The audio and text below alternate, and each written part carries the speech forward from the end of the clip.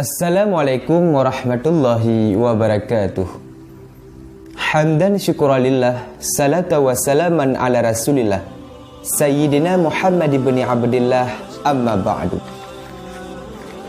Saudaraku seiman dan seakidah, pada kesempatan yang sangat mulia ini,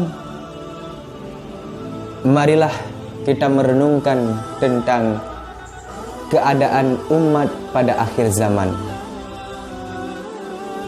Alhamdulillah, berkat perjuangan urang-urang awai, berkat gure-gure getanyo awai, sehingga le urang yang sanggup dan mampu gepebetoi ata yang betoi dan gepetalu ata yang salah. Sehingga yang terjadi uronyo kebalikan. Kiban makna yang terjadi uronyo kebalikan.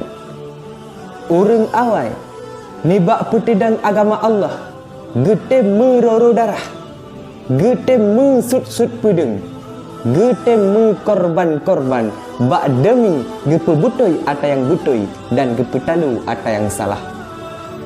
Karena urang awai gemumat, wala talbisul haqqa bil batil. Jangankan tani pegah untuk guna pepalit hukum Allah. Jangankan tani pegah untuk gemeen dengan hukum Allah, gedang dibina hukum ya. Jangankan untuk gekih-kih hukum Allah, gekias hukum Allah, gedang dibina hukum ya. Sehingga li urengan mampu dan sanggup gepebutoi ata yang butoi dan gepetalu ata yang salah. Maka oleh karena perjuangan urang-urang awai, sehingga tedanglah kebenaran dan hancurlah kebatilan. Saudaraku, maka agama uronyo bak jaro getanyo, singah agama bak jaro anak getanyo. Putra yang kata pelaku le getanyo uronyo ke tentang agama Allah, dan putra yang akan dipelaku singah li anak getanyo ke tentang agama Allah. Ingat, Islam han akan gadah di atas rung permukaan dunia Allah, tetapi Islam han akan menetap lam saboh daerah ataupun tempat. Saudaraku seiman dan seakidah, mari le getanyo yuh mantang na ulama sidro sapatu ta jadikan tempat le getanyo ta murajaah hukum Allah, ta jadikan tempat le getanyo untuk majelis ilmu. Ulama merupakan lampu penerang, maka janganlah membelakangi ulama. Malah Rasulullah pernah memprediksi keadaan umatnya pada akhir zaman. Dan ancaman begitu dahsyat bagi orang-orang yang menjauhi ulama. Dalam sebuah hadis, sayati zamanu ala ummati yafirruna minal ulama wal fukaha.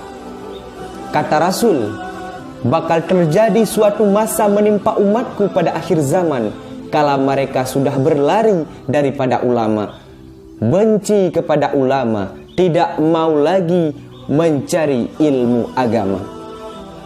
Maka kala itu fayabtalihimullahu ta'ala bisalasin baliyatin, Allah akan menimpakan kepada mereka 3 macam bala yang besar.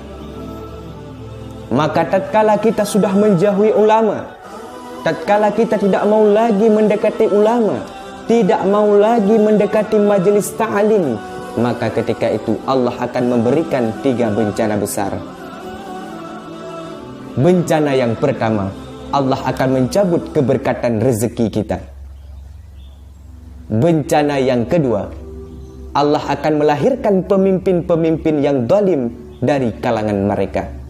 Dan bencana yang ketiga, Allah akan mencabut nyawa seseorang dalam keadaan tanpa membawa iman. Ini bencana yang terjadi, bala yang terjadi akibat kita menjauhi ulama, tidak mau lagi mendekati ulama, tidak mau lagi mempelajari ilmu agama.